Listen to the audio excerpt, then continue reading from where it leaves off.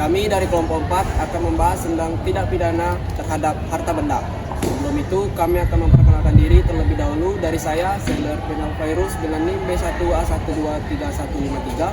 Saya Hawan Kudaningrum dengan NIM B1A123149. Saya Diva Puspita Aprilia dengan NIM B1A123156.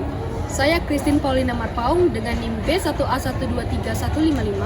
Saya Librina Putri Amanda dengan NIM B1A123146. Saya Faza Fadali dengan NIM B1A123154. Baiklah, saya akan menjelaskan mengenai pengertian tindak pidana terhadap harta benda.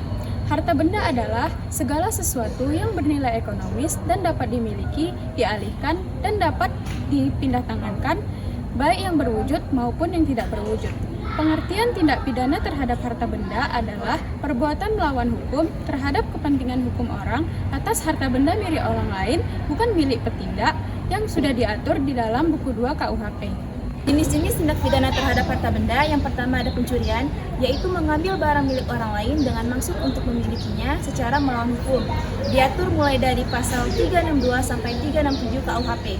Kedua, pemerasan dan pengancaman, yaitu memaksa seseorang dengan kekerasan atau ancaman untuk memberikan barang atau melakukan tindakan tertentu demi kepentingan pribadi secara melawan hukum. Diatur mulai dari pasal 368 sampai 371 KUHP. Ketiga, penggelapan, yaitu memiliki barang milik orang lain tanpa izin, baik secara sengaja maupun melawan hukum. Diatur mulai dari pasal 372 sampai 377 KUHP. Yang keempat, penipuan. Penipuan adalah menggunakan tipu muslihat atau kedudukan palsu untuk menggerakkan orang lain agar menyerahkan barang atau membuat utang demi mendapat keuntungan pribadi dengan cara melawan hukum. Terdapat di dalam pasal 378 sampai 392 KUHP. Yang kelima, perusakan dan penghancuran barang. Tindakan ini dilakukan dengan sengaja merusak dan menghancurkan barang milik orang lain. Dengan itu, barang tersebut tidak dapat digunakan lagi, termasuk barang milik umum. Terdapat di dalam pasal 406 sampai 410 KUHP. Dan yang terakhir atau yang keenam, penadahan. Penadahan adalah membeli, menukarkan, menyewa, atau menyimpan barang yang berasal dari kejahatan dengan tujuan menyimpan tersebut agar mendapat keuntungan dari barang tersebut. Terdapat di dalam pasal 480 sampai 482 KUHP. Materi selanjutnya adalah contoh kasus dari tindak pidana terhadap harta benda.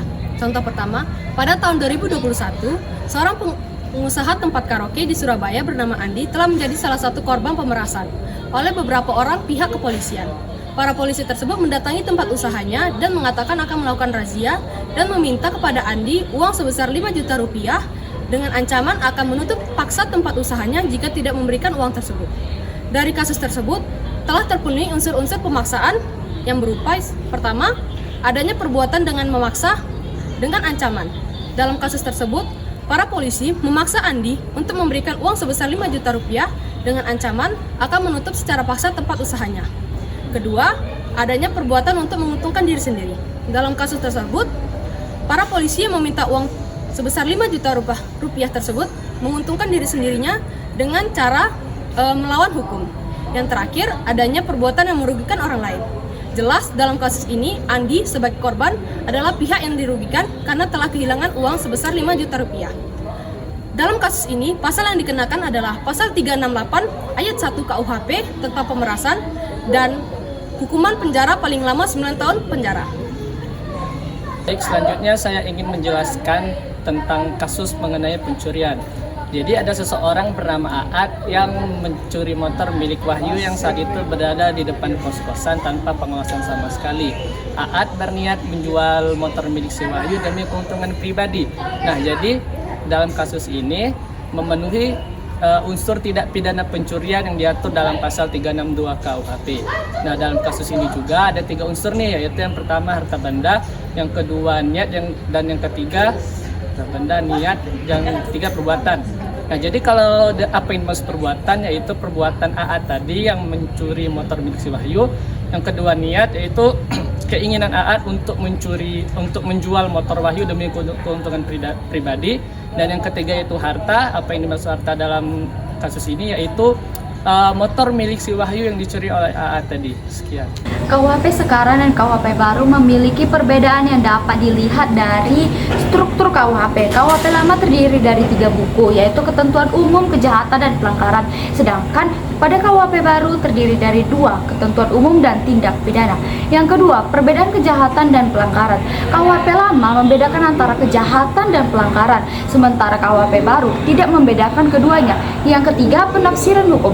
KUHP lama memperbolehkan penafsiran analogi berdasarkan doktrin hukum pidana, sedangkan KUHP baru tidak memperbolehkan penafsiran analogi berdasarkan pasal 1 ayat 2. Perubahan ini menunjukkan pendekatan yang lebih tegas dalam penafsiran hukum pidana. Yang keempat yaitu pertanggungjawaban pidana. KUHP lama berbasis kesalahan, sementara KUHP baru berbasis pertanggungjawaban pidana yang ketat. Perubahan ini mencerminkan pergeseran dalam prinsip pertanggungjawaban pidana. Yang kelima, tanggung jawab pribadi. KUHP lama tidak membedakan antara tanggung jawab pribadi dan korporasi, sementara KUHP baru membedakan antara keduanya dan memberikan aturan yang lebih jelas tentang bagaimana perusahaan dapat dimintai pertanggungjawaban dihukum atas tindakan pidana. Yang keenam, penanganan pidana perusahaan. KUHP lama tidak mengatur penanganan pidana perusahaan secara spesifik, sementara KUHP baru mengatur penanganan pidana perusahaan termasuk peningkatan denda dan hukuman tambahan. Yang ketujuh, upaya pencegahan dan pengawasan. KUHP lama tidak memberikan dasar hukum yang jelas untuk upaya pencegahan dan pengawasan, sementara pada KUHP baru memberikan dasar hukum yang lebih jelas untuk upaya pencegahan dan pengawasan, dan termasuk menerapkan kebijakan dan prosedur internal untuk mencegah tindakan kriminal. Yang kedelapan yaitu asas legalitas. KUHP lama diatur berdasarkan asas legalitas yang berlaku pada saat delik terjadi, sementara KUHP baru mengatur asas legalitas yang lebih jelas dan ketat, termasuk larangan analogi. Dan yang kesembilan, tanggung jawab pidana terhadap pembunuhan hewan. KUHP lama memiliki pasal tersendiri mengenai tindak pidana pembunuhan hewan, sementara KUHP baru tidak memiliki pasal tersendiri mengenai tindak pidana pembunuhan hewan, melainkan terjadi penggabungan antara pasal tindak pidana pembunuhan hewan dengan pasal tindak pidana dengan penganiayaan hewan. Baiklah, itulah 9 perbedaan yang dapat kita lihat dan dapat kita amati dari KUHP lama dan KUHP baru. Sekian dari kelompok kami. Apabila ada kesalahan mohon dimaafkan. Wassalamualaikum warahmatullahi wabarakatuh.